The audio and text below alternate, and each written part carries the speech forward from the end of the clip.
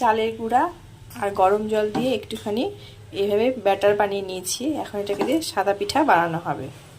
আমি এখন অল্প করে গুলিয়ে নিলাম, ঠাকুরকে দেব, তার জন্য অল্প করে আগে বানিয়ে নেব, তারপরে আমি সবগুলো বেশি করে বানাবো। আমি যা একটা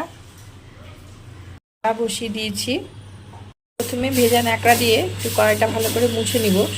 কড়াইটা বললাম সরাটা অল্প হালকা তেল লাগিয়ে নেব। তারপর এই যে গোলাটা দিয়ে দেব। আমি ছোট ছোট করে বানাচ্ছি, বেশি বড় বানাবো না, আমি এটা ঠাকুরের জন্য বানাচ্ছি, তাই ছোট ছোট করে বানাবো। দেবো এটা দিয়ে ঢাকা, একটুখানি হবে, তারপর আমি একটু জল দিয়ে দেবো, অল্প জল, চারিদিকে ঘুরিয়ে জল দিয়ে দিতে হবে। আঁচটা এখন কমিয়ে দেব। এখন ঢাকনাটা খুলে দেব, আঁচটা একটু বাড়িয়ে দেবো। এখন আগে গেছে দেখি, উঠে গেছে।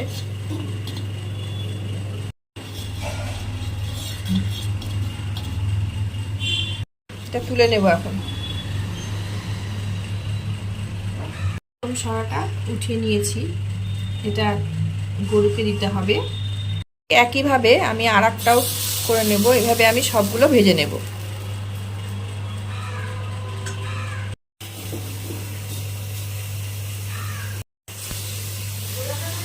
ঢাকাটা খুলে দেব, এটাও বাড়িয়ে দেবো। এখন বাড়িয়ে দিয়েছি। এখন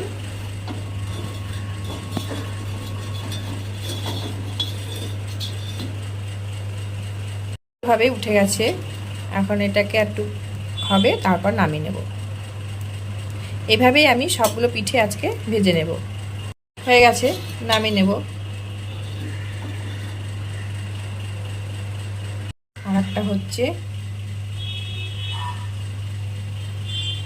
এখন আমি আগে এই কয়টা বানিয়ে নিলাম। এখন আগে পুজো দিয়ে এসে তারপর বাদ বাকি সব বানিয়ে নেব। পুরো সব গুলাতে হবে, গুলিয়ে টুলিয়ে নিয়ে বানাতে হবে। এখন তো বেশি বানানো যাবে না, কেন পুজো টুজো দিতে হবে। তারপর কে সরা পিঠা বানাও বলো।